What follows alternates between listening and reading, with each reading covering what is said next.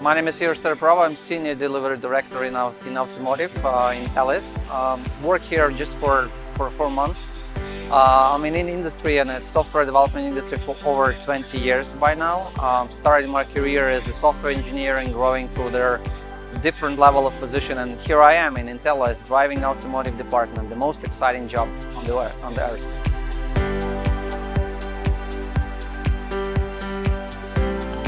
So Intellias is here for about 16 years already. Incredibly fast-growing company, probably one of the top most growing company within the segment of 800 plus employees. So currently we are about 1,100 employees, spanning 3 main locations, which is Lviv, Kiev, and Odessa. We are looking forward to open up 2 new locations, which is going to be Kharkiv and Ivano-Frankivsk, and they will be going global in 2019. So basically next year. So delivery is around the different industries. Although we have a majority of our deliveries, which is in the scope of the automotive clients, we are actively growing in other industries such as finance, retail, financial services. So yeah, we are growing in multiple directions, and I really hope to secure and be a very useful part of that growth in next years.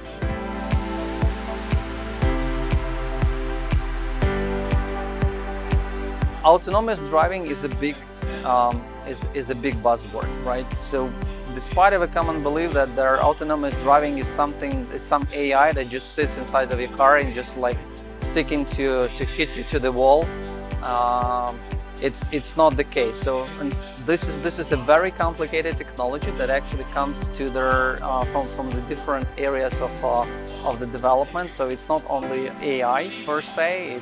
It's a lot about data. It's a lot about the platform that accumulates and processes this data. It's a lot about the tool chain. Still to the day, there is still an incredible amount of tools that needs to be used in order to build up something that can pretend to be an ADAS.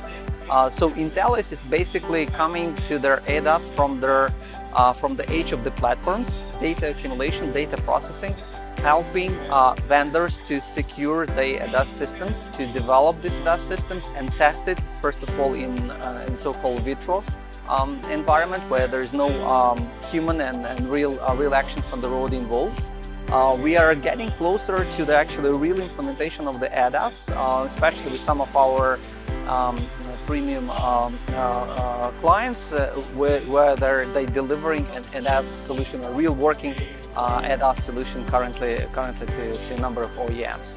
So Intellias is basically helping on this to tackle this road from the multiple angles, but coming more from the platform and from the data generation side.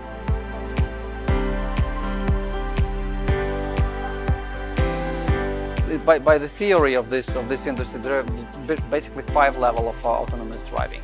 So 5th level is something which is autonomous driving is completely autonomous without the possibility to even take over the control to the driver. So there might not be even the steering wheel inside of the car. Certainly we are not there.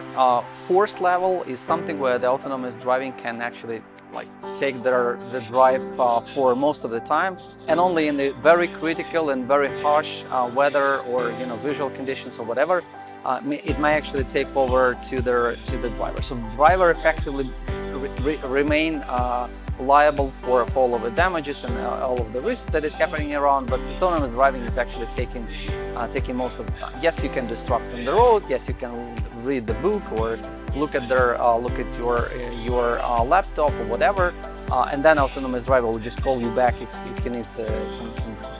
So level 3 is a level below where the autonomous driving can actually drive in normal conditions. To give you an example, it can be a highway driving, can be an urban driving. May not be a very dense area, so it can control the lane. It can change the lane. Sometimes it can maintain the speed and obey the traffic rules and this kind of things, without actually relying on the driver, however, under the driver control. So basically, we are currently on the 3rd level on certain solutions.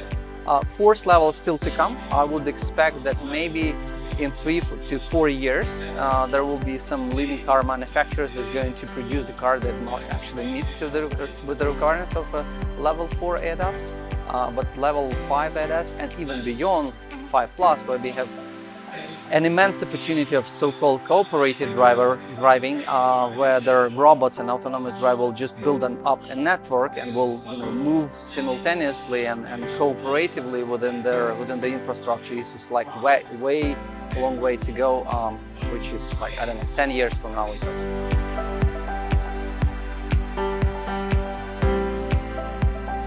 The transition, it's a very good question. So I think that the main problem of their autonomous driving is actually human beings.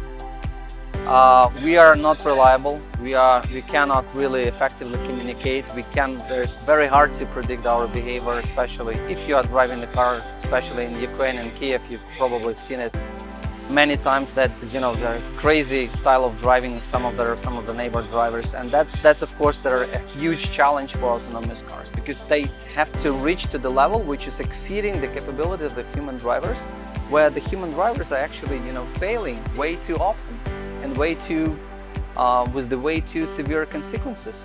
So before they actually get traction and before they get trust from the human society. So that's one challenge. Another challenge is actually a psychological acceptance of autonomous driving by the users. And I think this is a little bit of a bigger challenge, because it actually will require a change of a generation. So the human will perceive computers not as a threat. They no longer grown at the Terminator 2 movies and that sort of stuff. So they start to take this as a commodity, as a kind of a normal thing. They will trust more to the computers rather than to the humans. And I think this social shift needs to happen because of the natural change of the generation, and that will be probably the most effective slowdown factor for the adoption of the autonomous driving. Yeah.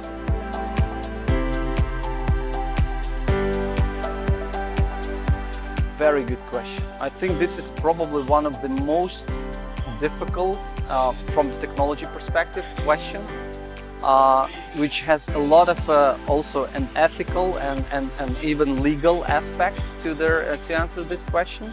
I have my personal answer. It might not be like generally understood and believed by most of the experts out there.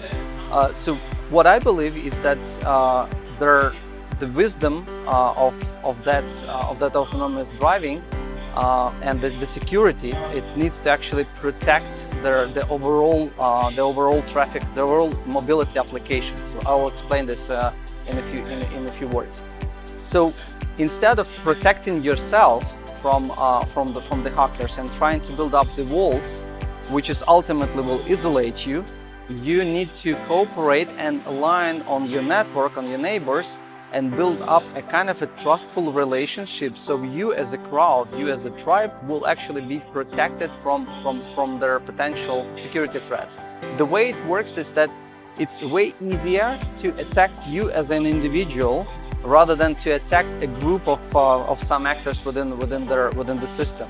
So if you can imagine the local traffic area somewhere maybe 20 years from now or so, that's all cars are connected, that's all cars are sharing actively information with each other. All cars will all of a sudden will be able to identify, check and verify each other's information.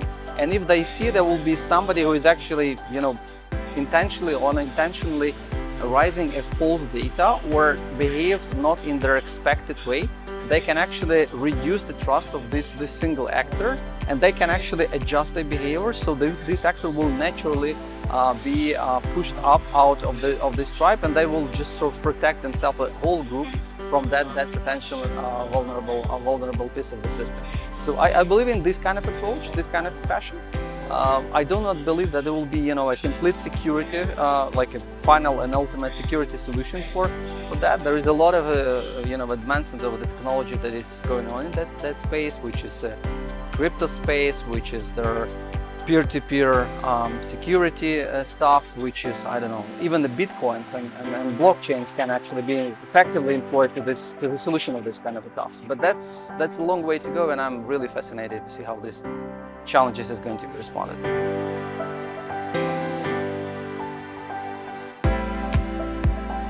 Well, first of all, my feeling is that their autonomous driving will also come with a lot of changes to the infrastructure requirements. So what we are seeing currently, the road is being shared between the different users. They might actually be not the case for the future. So the cars might actually use, especially autonomous cars, they might more use the tunnels, some elevated highways, and different kind of roads that is going to separate them from the rest of the traffic. Why it's like that? It's not because of the security, it's just because of the dense and their speed of the traffic. I personally believe that moving within the city with their speed limit something like 150 kilometers per hour is going to be like a normal. We will witness that. Well, probably will get old, but I think it's going to happen. Moving outside of the city with the speed limit of 300 kilometers or so, it will be no problem. And then your cars, if they're connected and fully autonomous, can actually drive like 10 centimeters away from each other. And you can imagine like what sort of an impact is going to have on the infrastructure. So the road can be very narrow, can be very sort of depth into the ground, and then you can actually see this traffic like moving like in the pipes. So bicycles and all of these individual traffics might actually use some other kind of roads. They might actually use a very old like traditional kind of the road system, might be narrowed simply because of a redundant capacity, and they will just have will stay for fun, for healthy lifestyle, for different like aspects which is not directly connected with their people transportation.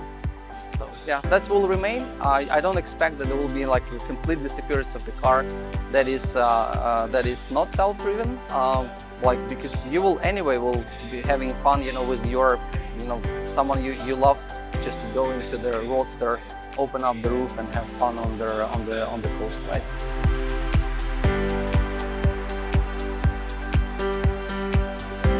The latest trend of the connectivity is that they're becoming more and more like available, in the different areas. So,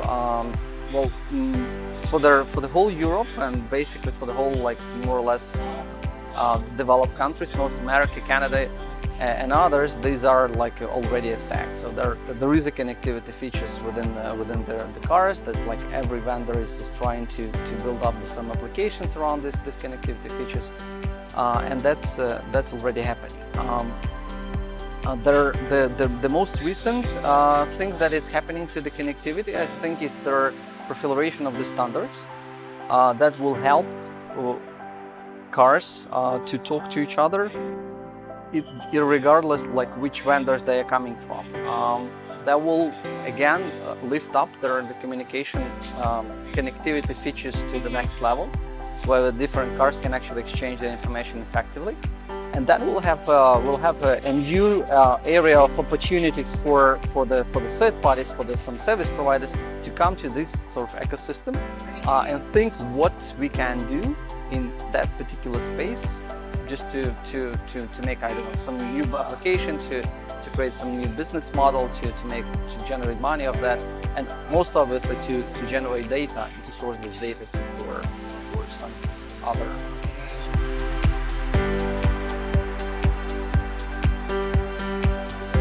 To be honest, I'm not a particular believer of educating someone against their will, right? So if there is a will, there will be a way. But in order to establish the will, you need to establish the clear value proposition for these drivers, right? So for myself and for me, right, I would not really consider a connected car as an added value right now, just because of a lack of an application. You can argue that, well, but if there will be no connected cars, there will be no applications for the connected cars, and if no one is actually buying and willing to pay for that, so like how this is going to hit the market.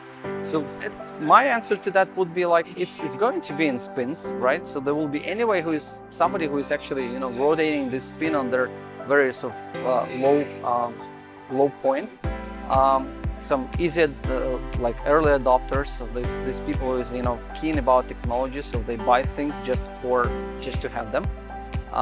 Then there will be like a first set of application, first error and trial period where we have we'll see the first apps and we'll see the value, and there will be another lift, and all of a sudden there will be anyone who would understand that the connectivity is something that must be in the car, that it actually provides added value, and this is something that you're willing to pay because of this, that, and this.